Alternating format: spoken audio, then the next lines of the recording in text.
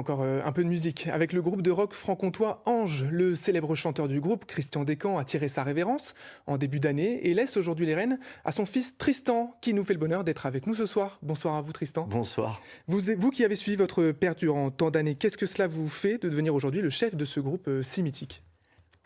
Le chef, je ne sais pas si j'irai jusque-là, mais parce qu'on reprend de manière peut-être un peu plus collective l'ensemble de l'œuvre de Ange, donc le chef, entre guillemets, quoi. Mais voilà. Bon. Mais c'est une émotion très particulière, évidemment, surtout dû avec cette nouvelle tournée, avec l'album qui sort, un nouvel album. Donc c'était une sorte de trajectoire logique pour, en tout cas, promouvoir ce disque, quoi, qui était attendu depuis pas mal de temps et qui est enfin sorti. Donc on est ravis, avec mes comparses et moi-même, de repartir sur les routes à partir de la semaine prochaine. Alors ça, on va en parler de tout ça. Nous allons remonter un petit peu avant le temps pour mieux comprendre ce groupe belfortain, considéré comme un groupe culte du rock français. On regarde ce reportage ensemble signé Clément Janin, Guillaume Souda et Marie-Pierre Goisseau et on y revient juste après. Une maïs au bec, sa diesel, Christian Descamps vous invite encore à boire un canon au troquet du coin. Le succès n'a pas grisé ce provincial qui s'attache fébrilement à ses racines. Nous l'avons d'ailleurs rencontré dans le Vieux Belfort, quartier actuellement en rénovation. On a toujours eu peur de l'étouffement, si tu veux, et de la ville en particulier. On voue un grand amour pour la campagne et on a tenu absolument à rester pour garder le plus longtemps possible l'esprit du groupe sain. Dans l'histoire des arts et un peu plus spécifiquement dans l'univers fort en gueule du rock'n'roll, public et journalistes ont très souvent employé l'adjectif culte dès qu'il s'agissait de décrire un groupe ou artiste foncièrement différent, pas forcément connu du très grand public mais qui rencontrait un certain succès. Et il n'y a rien à faire, on a beau chercher, mais plus culte que Ange, le bien nommé comme groupe culte, on trouve pas.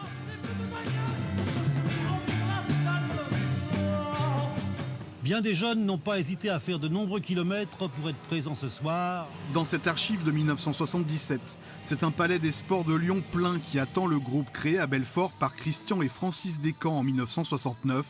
Le culte de l'Ange est déjà bien là. J'ai des tas de disques d'eux, mais je ne les ai jamais vus en réalité. C'est formidable. Je ne peux pas dire pourquoi j'aime Ange, parce que les sentiments, ça ne s'explique pas. Qu'on aime ou qu'on n'aime pas Ange, il faut reconnaître qu'il déplace toujours les foules. Nous les avons filmés donc au Zénith dans une salle pleine à craquer. Michel Buzon a été journaliste pour FR3 puis France 3 Franche-Comté. Lui-même chanteur et parolier, ça fait 50 ans qu'il suit la carrière de Ange. Il y a une complexité et en même temps une limpidité dans la musique et dans le texte qui font que ce groupe ne ressemble à aucun autre.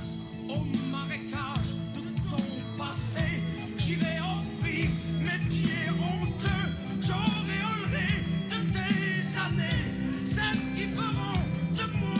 Avec un rock théâtral et poétique et cet esprit comtois chevillé au corps, le groupe de Christian Descamps aura régné sur le rock des années 70 en France, remplissant les salles, vendant des centaines de milliers de disques et se produisant en Europe sur les mêmes scènes que Genesis ou Procol Harum, les autres chantres de ce courant musical qu'est le rock progressif.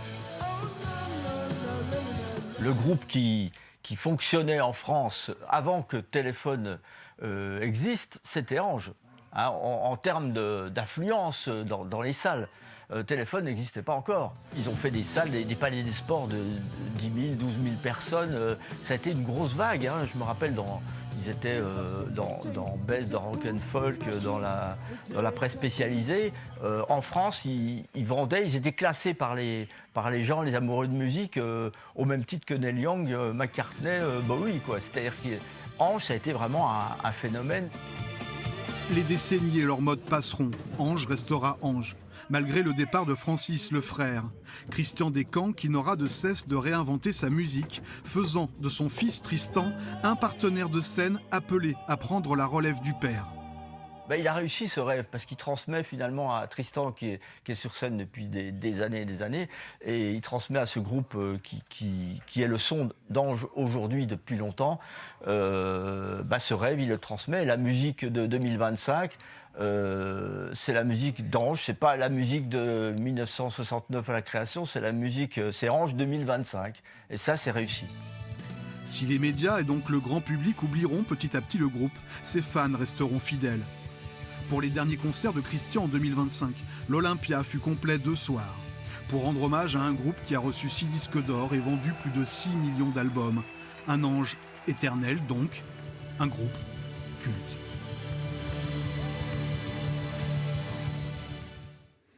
Culte, c'est vraiment l'adjectif qu'on retient du groupe. Et de votre père, Christian, bien sûr. Qu'est-ce que ça vous fait de voir toutes ces images ? C'est très émouvant. Il y en a, les premières images d'ailleurs du début du reportage, je n'avais pas du tout connaissance de ces images-là. Je sais pas d'où elles sortent, mais bravo au monteur et en tout cas à Clément, parce que c'est un super boulot.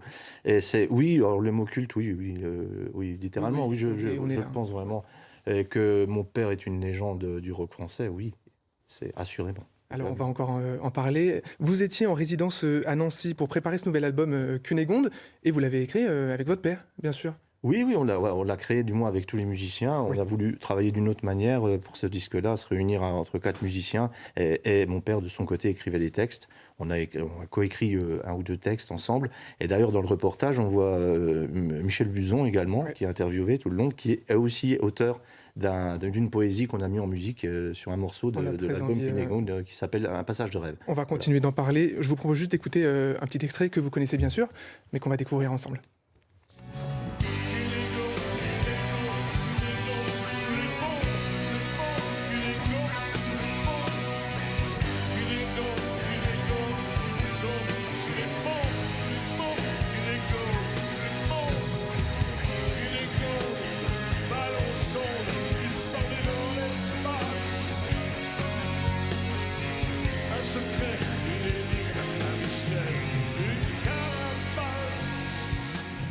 Voilà pour cet extrait à l'Olympia, c'était en tout début d'année.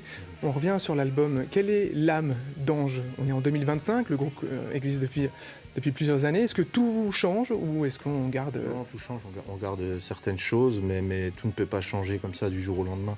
Vous savez, on repart avec un line-up de musiciens qui... Évidemment, elle va différer puisqu'on se retrouve, quand on regarde bien objectivement tout ça, on va se retrouver dans cette nouvelle tournée avec un nouveau claviériste, un nouveau chanteur, une nouvelle composition de scène, il y a beaucoup de choses qui vont être transformées effectivement. Voilà. Alors c'est pas une volonté réelle, mais c'est pas un choix également. On n'avait pas le choix de le faire comme ça automatiquement. Donc on adapte, si vous voulez, la manière. On ne cherche pas non plus à être actuel ou quoi. Et c'est avec toute l'équipe que vous venez de citer que vous partez en tournée. Là, très prochainement. La tournée s'appelle Quitter la meute. Oui. Pourquoi ce nom ? Parce que c'est un morceau qui fait partie également de l'album Cunégonde. Et on avait fait la tournée Cunégonde avant. Et donc, on ne pouvait pas rappeler effectivement une deuxième fois le même nom de tournée. Donc, on a choisi Quitter la meute tous ensemble, mais qui ressemble à une nouvelle tournée, effectivement, du groupe, où on va jouer quelques titres, évidemment, de l'album qui vient de sortir le 19 septembre. Et également, c'est pour moi, en tout cas, une sorte de deuxième partie de cette tournée de Cunégonde, puisqu'on rend hommage, en tout cas, à cet album, quoi. Et une tournée qui commence très rapidement et qui va faire le tour un peu de la France très vite. Elle commence la semaine prochaine, absolument, à partir c'est le 4, je crois, samedi prochain. Et c'est ça ? Oui, c'est les dates que j'ai aussi. Et c'est magnifique. Et on vous souhaite vraiment bonne chance pour cette nouvelle tournée et cet album. Bien sûr, merci infiniment, Tristan Descamps, d'avoir accepté notre invitation ce soir. Merci beaucoup. Merci beaucoup.